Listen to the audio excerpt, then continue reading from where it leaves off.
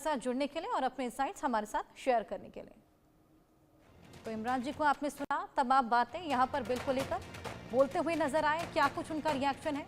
ऐसे में आपको बताएं, वक्फ को लेकर लालू यादव के पुराने वीडियो और अमित शाह के बयान पर संजय झा ने कहा कि अमित शाह बिल्कुल सही कह रहे थे कि पटना के डाक बंगला में सब कुछ कब्जा कर लिया और बेच दिया।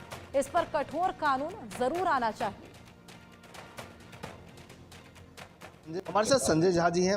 संजय जी, लोकसभा से बिल पास हो गया, लेकिन कल एक लालू यादव का वीडियो भी वायरल हो रहा था। अमित शाह ने उस पर बोला कि किस तरह से वो कठोर कानून लाने की बात भी कर रहे थे। क्या सही बोल रहे थे। वो क्या बोल रहे थे? वो बोल रहे थे कि डाक बंगला में सब कब्जा कर लिया, कब्जा करके बेच दिए, डाक बंगला पटना में, और इस पर कठोर कानून आना चाहिए। मतलब कि वो जो जितना प्रॉपर्टी है, रात से मुझे दरभंगा से फ़ोन आ रहा है, खास करके जो पसबंदा मुसलमान हैं, गरीब मुसलमान, अति पिछड़े मुसलमान, वो लोग कह रहे हैं कि तो भ्रम पैदा कर रहा था।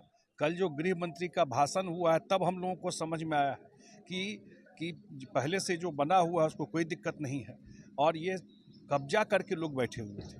कुछ परिवार, कुछ घर के लोग आपस में ही बांट करके कब्जा करके ये चीज़ बैठे हुए थे। अब जो गरीब मुसलमान है उसको इसका फ़ायदा मिलेगा। ये जिस पर्पस के लिए लोग दान करते थे, वक्फ करते थे, वो पर्पस में वो पैसा नहीं लगता था। इतनी तो बात है कि उनके कितना हॉस्पिटल बना, कितना स्कूल बना उस पैसे से गरीब मुसलमानों के लिए। अब पसमानदा मुसलमानों को भी नरेंद्र मोदी जी ने रिप्रेजेंटेशन दे दिया, रिप्रेजेंटेटिव हो गए हैं। अब उसमें वक्फ में बैठेंगे, उनके इंटरेस्ट में काम हो। राहुल गांधी ये कह रहे हैं कि बीजेपी और उसके सहयोगी दल और आरएसएस जो है सो मुस्लिमों को टारगेट कर रहे हैं। अब वो क्या कह रहे हैं, तो वो तो हमेशा कभी संविधान खतरे में है, कभी कुछ बोलते हैं। उनको तो कुछ अता पता रहता नहीं कि ज़मीन पर क्या स्थिति है। इतना मैं ज़रूर कह सकता हूँ, मैं बिहार से आता हूँ, और रात से जो मुझे लोग फ़ोन कर रहे हैं, आज सुबह भी फ़ोन किए हैं, गृह मंत्री जी के भाषण के बाद जो भी थोड़ी बहुत भ्रम की स्थिति उन लोगों में पैदा की गई थी, सारा भ्रम खत्म हो गया, और मेजॉरिटी जो उस समाज, मुस्लिम समाज के लोग हैं, वो इसको स्वागत कर रहे हैं। स्वागत योग्य बिल आया है जो सरकार लेके आई। चुनाव में नुकसान नहीं होगा? चुनाव में फायदा होगा, नुकसान काहे होगा।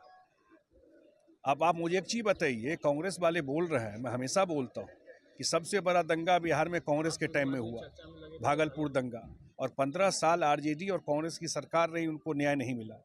जब नीतीश कुमार जी आए तभी न्याय मिला। ये तो रिकॉर्ड की बात है ना। इसलिए पसमानदा मुसलमान जो है, खास करके उनको बिहार में मेजॉरिटी मुस्लिम वही है, और उनको कोई सुविधा नहीं थी वक्फ जो आता था।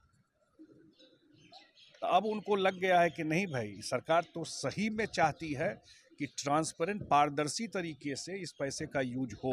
आप सर्वे करके देख लीजिए ना कि जितना प्रॉपर्टी है, वो प्रॉपर्टी किस तरह और कौन लोग उसको यूज करते थे, क्या वो चैरिटी काम में आता था, तो सामने में आ जाएगा। आज मैंने सुबह फ़ोन किया तो बताया कि मेजॉरिटी दरभंगा में जो वक्फ वाला पे जो दुकान है, वो मस्जिद से लेता है 2000-1000 रुपया में, और 25,000 उस दुकान से किराया लेता है, घर लेके जाता है। उससे किसकी चैरिटी हो रही है? मुस्लिम समाज की।